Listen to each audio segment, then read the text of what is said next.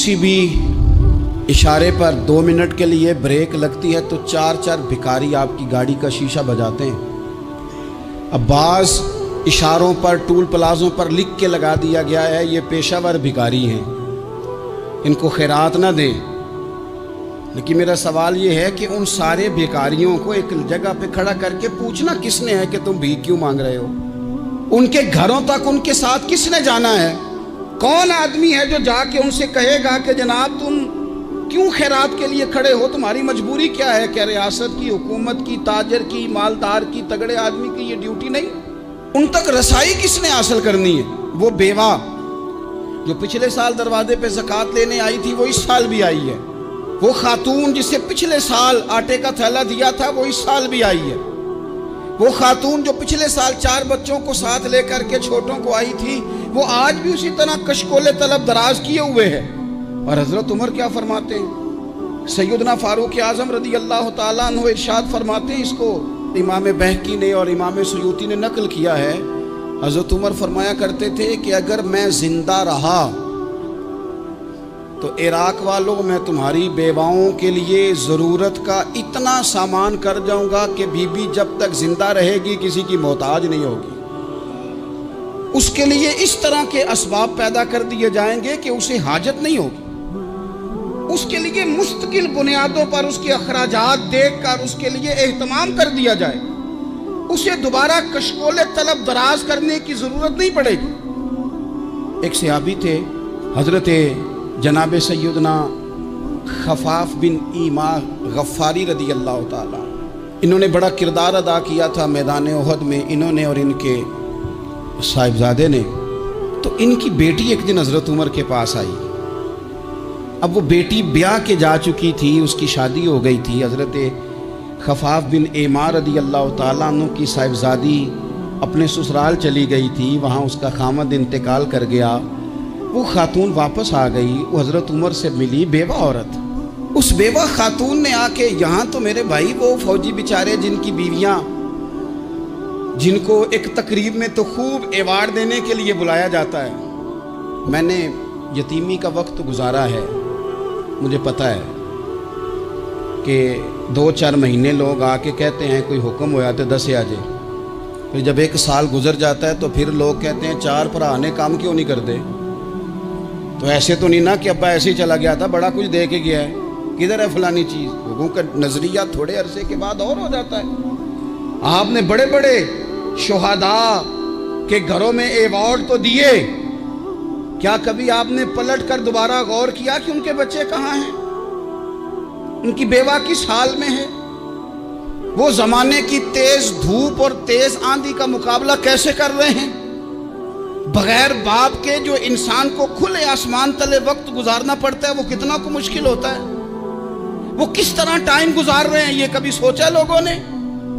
यहाँ तो निरंगी सियासत दौरान तो देखिए मंजिल उन्हें मिली है जो शरीके सफ़र न थे, जो निकले ही नहीं थे वो मंजिल तक पहुँच गए, और जिन्होंने जवानियाँ गुजार दी वो रास्ते में रह गए।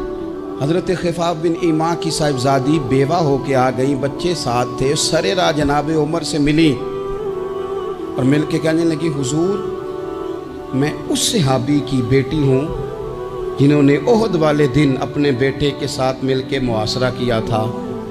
बच्चे मेरे यतीम हो गए हैं, मैं बेवा हूँ। हज़रत फारूक आज़म रदी अल्लाह ताला अन्हु ने फ़हरिस्त नहीं मांगी, ख़र्चे की डिटेल नहीं मांगी, तुम आना फलाने से मिलना, परसों 9 बजे आ जाना दफ्तर, ये कोई बात नहीं की। हज़रत उमर गौर से खड़े उस बेटी की बात सुनी, छम छम सैयदना फारूक की आंखों से आंसू गिरे, दौड़ के घर गए, एक ऊँट निकाला, वहाँ से माले गनीमत का माल के भर के 2 बोरियाँ, और बोरियों में क्या था? चांदी भी थी, नकदी पैसे भी थे, कुछ ज़रूरत का सामान भी था, गल्ला भी था। 2 बोरियां भर के ऊंट पे रख के खुद लगाम उस बेटी के हाथ में थमा के का पुत्र सामान भी तेरा है, ऊंट भी तेरा। नबी पाक सल्लल्लाहु अलैहि वसल्लम की हदीस है मुस्लिम में, तबरानी में। हुजूर ने फरमाया, आओ मैं तुम्हें पिछले ज़माने के एक ईमानदार नौखेज वली अल्लाह की बात सुनाऊं। पिछले ज़माने, हुजूर ने फरमाया पिछले ज़माने में एक बादशाह जादू के जोर पे हुकूमत करता था। جب وہ ایک جادوگر اس نے رکھا ہوا تھا تو جادوگر اس کو جادو بتاتا، وہ جادو کے زور پر حکومت کرتا۔ جادوگر بوڑھا ہو گیا تو کہنے لگا بادشاہ کو نوجوان میرے پاس بھیج دے، اب میں بوڑھا ہو گیا ہوں، میرا پتہ کوئی نہیں، کب مر جاؤں۔ ایک نوجوان کی ڈیوٹی لگائی، بڑا زیرک سمجھدار، اپنے رعایا میں سے چن کے جو ذہین فطرت مزاج بچہ تھا وہ اس نے لگایا۔ اللہ کے محبوب علیہ الصلوۃ والسلام فرماتے ہیں بچہ جادو سیکھنے لگا، وقت گزرنے لگا۔ بچہ جب جادو سیکھنے جاتا تو رستے میں ایک راہب بھی تھا جو انجیل جانتا تھا، وہ اللہ اللہ سکھاتا، لوگوں کو حضرت عیسیٰ علیہ السلام کی تعلیمات سے آگاہ کرتا۔ اس نے دیکھا کہ یہاں بھی لوگ اکٹھے ہیں تو وہ بچہ اس راہب کے پاس بھی اٹھنے بیٹھنے لگا۔ اب جب اس کے ساتھ اس کی گفتگو بڑھنے لگی تو اس کو باتوں میں لذت آنے لگی۔ اس نے راہب نے پوچھا کہ تو کون ہے اور کس طرح سے آیا ہے، کیا تیرا معاملہ ہے؟ اس نے کہا جی میں جادو سیکھنے جاتا ہوں، آپ کی باتیں مجھے بڑی اچھی لگتی ہیں۔ اس نے کہا دین سیکھ، جادو سیکھنے والے کافر ہو جاتے ہیں، قرآن و حدیث سیکھنے والوں کو اللہ کامل ایمان عطا فرماتا ہے۔ فرمایا یہ سیکھ۔ بچہ بیٹھنے لگا، اس کے پاس آنے لگا، باتیں دل میں گھر کرنے لگی۔ ایک وقت آیا کہ مسلمان ہو گیا، اور مسلمان کیسے ہوا؟ بچہ کہتا میں تجربہ کر کے ہوا۔ اب میں تھوڑا سا وقت جادوگر کے پاس بھی جاتا اور باقی سارا وقت وہاں بیٹھتا۔ میں ایک دن جا رہا تھا تو رستے میں اژدہا تھا، بہت بڑا سانپ تھا، رستہ روک کے کھڑا تھا۔ یہ حضور نے بیان کی حدیث، نبی پاک صلی اللہ علیہ وسلم فرماتے ہیں بچہ کہتا ہے کہ رستے کے اندر سانپ ہے، رستے بند ہے، لوگ چھتوں درختوں پہ چڑھے، حراش ہے۔ کہتے چھوٹا سا روڑا میں نے اٹھایا تو میں نے کہا اللہ اگر جادوگر سچا ہے تو اسے مار دے۔ چھوٹا سا روڑا میں نے پھینکا، اژدہا کوئی نہ مرا۔ پھر چھوٹا روڑا اٹھایا، میں نے کہا اللہ اگر وہ عالم سچا ہے تو اسے مار دے۔ اب جب میں نے روڑا مارا تو اژدہا مر گیا۔ میرے اندر سے گواہی آئی نہیں دین کی باتیں سچی ہیں، نہیں قرآن کی باتیں اسلام سمجھانے کے لیے عرض کر رہا ہوں، اگرچہ اس دور میں انجیل تھی، اللہ رسول کی باتیں اچھی ہیں۔ کہتے میں مسلمان ہو گیا، اب میں نے راہب کے پاس ہی رہنا شروع کر دیا، جادوگر کے پاس چھوڑ دیا۔ اس بچے نے آنا، بادشاہ پوچھتا کہاں زیادہ وقت گزارتے ہو تو وہ بات گول کر دیتا۔ وقت تیزی سے بڑھنے لگا، اللہ نے اس نوجوان میں طاقت پیدا کر دی۔ اب وہ اس کے اندر نا اللہ نے توانائی روحانیت پیدا کر دی، ابھی جوان ہے، 14-15 سال عمر ہے۔ اللہ نے اب جو بیمار بھی آتا وہ دعا کرتا تو اللہ صحت عطا کر دیتا، جو بھی آتا۔ بادشاہ کا ایک درباری تھا، بادشاہ کو پنکھا جلتا تھا، وہ اندھا ہو گیا، کوئی ایسی تکلیف آئی کہ نابینا ہو گیا، بڑے علاج کرائے شفا نہیں ہوئی۔ کسی نے اس بچے کا پتہ بتایا کانوں میں، اس کے پاس گیا تو بچہ کہنے لگا شفا تو ہو جائے گی پر کلمہ پڑھنا پڑے گا، مسلمان ہونا پڑے گا، جس پیغمبر کا میں غلام ہوں تجھے بھی بننا پڑے گا، دین پہ عمل کرنا پڑے گا، اللہ شفا دیتا ہے۔ اس نے کہا تو مجھے کلمہ پڑھا، مجھے شفا دے، میں تیار ہوں۔ اس نے کہا شفا تو اللہ دیتا ہے۔ اس نے اللہ تبارک و تعالیٰ کا ذکر کر کے دعا مانگی، یہ مسلم شریف میں حدیث ہے، طبرانی میں موجود ہے۔ اللہ نے اسے شفا دی، اس نے کلمہ پڑھنا شروع کر دیا۔ یہاں ایک نقطہ لکھا ہے ہمارے علماء نے، کہتے ہیں جب اللہ ولایت عطا کرتا ہے نا تو یہ سفید بالوں والے کا حصہ نہیں ہوتی۔ اگر جوانی میں کوئی آدمی توبہ کر کے تصوف کے راستے پہ چلتا ہے تو سب سے زیادہ ولایت اللہ اسے عطا فرماتا ہے، سب سے زیادہ ولایت اس کے پاس ہوتی ہے۔ ابھی اس کے بال کالے ہیں، چڑھتی جوانی ہے، دعا کی تو اللہ نے، اور حدیث پاک میں موجود ہے کوڑے آتے تو شفا یاب ہو جاتے، اندھے آتے تو شفا یاب، برس والے آتے تو اللہ سے دے۔ جوان ہے، بادشاہ کے پاس وہ واپس گیا، وہ جو آدمی جس کی آنکھیں ٹھیک ہوئی تھی۔ بادشاہ نے پوچھا کہ کیسے شفا ملی؟ تو کہنے لگا میرے رب نے شفا دی ہے۔ بادشاہ سجدے کراتا تھا، اپنے آپ کو منواتا تھا، معاذ اللہ، کہنے لگا میرے علاوہ کون رب ہے؟ اس نے کہا وہی رب ہے جس نے تجھے پیدا کیا ہے، اور وہی رب ہے جس نے مجھے اندھے کو آنکھیں دی ہیں، وہی ہے میرا مالک۔ کہا اچھا تو مجھے نہیں مانتا؟ کہا نہیں میں اپنے رب کو مانتا ہوں۔ بادشاہ نے اسے سزا دی، ستایا، اس نے بچے کا پتہ بتایا، پھر بچے کو بلا کے ستایا تو اس راہب کا پتہ بتایا، راہب بھی قتل ہو گیا، نابینا بھی قتل ہو گیا۔ بادشاہ نے کہا سپاہیوں سے اس بچے کو لے جاؤ اور پہاڑ کی چوٹی پہ جا کے نیچے پھینکو تاکہ مر جائے۔ بچہ پہاڑ کی چوٹی پہ گیا تو ہاتھ اٹھا کے کہنے لگا یا اللہ میرے لیے نہیں اپنے لیے، میرے لیے نہیں اپنے لیے انہیں اپنی قدرت کے جلوے دکھا، میرے لیے نہیں۔ اللہ کے بندے اپنی جان بچانے کی دعائیں نہیں مانگتے، اپنے لیے انہیں اپنی قدرت کے جلوے دکھا۔ یہ دعا مانگی، جتنے لوگ ساتھ آئے تھے وہ سارے زمین پہ گرے اور سب مر گئے، پہاڑ سے گر کے مر گئے۔ بچہ واپس سیدھا بادشاہ کے پاس کہنے لگا لو بھائی میرے رب نے مجھے بچا لیا ہے۔ جوان کا ایمان دیکھو، میرے رب نے مجھے، بولو میرے اللہ نے مجھے ایمان کی گواہی دے رہا ہے، میں بچ گیا ہوں، تو جھوٹا ہے، میرا رب سچا ہے۔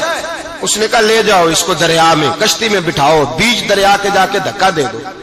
بیٹھے کشتی میں، دریا کے بیچ گئے، اور جب جا کے وہاں اس کو دھکا دینے لگے تو اس نے کہا اللہ میرے لیے نہیں اپنے لیے، انہیں اپنی قدرت کے جلوے دکھا۔ بس ایک طوفان سا آیا، جتنے سپاہی ساتھ آئے تھے ڈوب کے مر گئے۔ وہ بچہ اٹھا اور سیدھا پھر بادشاہ کے پاس، اسی کے پاس کہنے لگا لو بھائی میرے رب نے مجھے بچا لیا ہے، تیرے پاس آیا ہوں۔ وہ کہنے لگا تو کیا مصیبت میرے گلے پڑ گئی ہے، کیسے جان چھوٹے گی؟ تو بچہ کہنے لگا اگر تو مجھے باندھے درخت کے ساتھ اور سارے ملک کو بلائے، لوگوں کو اکٹھا کرے، پھر تو مجھے تیر مارنا، میں تجھے بتاؤں گا کیسے مارنا ہے، میں مر جاؤں گا۔ اللہ کا بندہ نوجوان ایمان دیکھو، مرنے کے طریقے بتا رہا ہے، میں تجھے بتاؤں گا میں کیسے مروں گا۔ یہ بات کہی، بادشاہ نے سارا مجمع جمع کیا، ملک سارا باہر آ گیا، درخت کے ساتھ باندھ دیا۔ کہنے لگا بھائی لوگوں یہ مجھے مارنا چاہتا تھا، مار نہیں سکا، اب میں اسے بتانے لگا ہوں کہ میں کیسے مروں گا۔ اسے کہو جب تیر مارے تو ساتھ میرے رب کا نام بھی لے، میں اپنے رب کے نام پہ جان دوں گا، ایمان کی پختگی میں اللہ کے نام پر جان دوں گا۔ اسے کہو رب کے نام پہ مارے، مر جاؤں گا۔ بادشاہ نے اللہ کہہ کے تیر مارا، پیشانی میں لگا، بچے کی روح پرواز کر گئی، جتنا مجمع کھڑا تھا سارا کلمہ پڑھ کے مسلمان ہو گئے، سارے مسلمان ہو گئے سارے۔ میرے رسول پاک سید عالم صلی اللہ علیہ وسلم نے نوجوانوں کو بتایا جب تمہارے اندر ایمان کی قوت آئے گی تو اللہ تمہاری مدد کرے گا۔ فرمایا وہ نوخیز ولی تھا، ابھی جوان رانا تھا، ابھی اس کی پیشانی پر جوانی کے آثار تھے، لیکن اس نے اللہ کو راضی کیا، رب کریم کو راضی۔ ولایت کا مطلب بڑھاپا نہیں، ولایت کا مطلب وہ نہیں کہ جب بڑا لمبا وقت گزر جائے تو پھر آدمی آئے کہ نہیں اب کیا کرنا ہے، اب مسجد ہی ہے، اب تو اس کے علاوہ گزارا ہی کوئی نہیں۔ تو اس وقت کا آنا اللہ کی بارگاہ میں قبول تو ہے، لیکن شاباشی اسی کو ملتی ہے جو جوانی کا وقت آئے، جو عین اس وقت آئے جو وقت۔ میرے رسول پاک علیہ السلام کے غلام عبداللہ ابن عمر، حضرت عبداللہ ابن عمر رضی اللہ تعالیٰ عنہ فرماتے ہیں کہ میں نکلا، مجھے سفر کے لیے جانا تھا، تو تھوڑی سی کھجوریں، تھوڑا سا سرکہ، ایک شہد کی بوتل، چیزیں میں نے سفر کے لیے ساتھ رکھ لی۔ میں جب مدینے سے باہر صحرا میں نکلا نا تو رمضان نہیں تھا، غیر رمضان تھا۔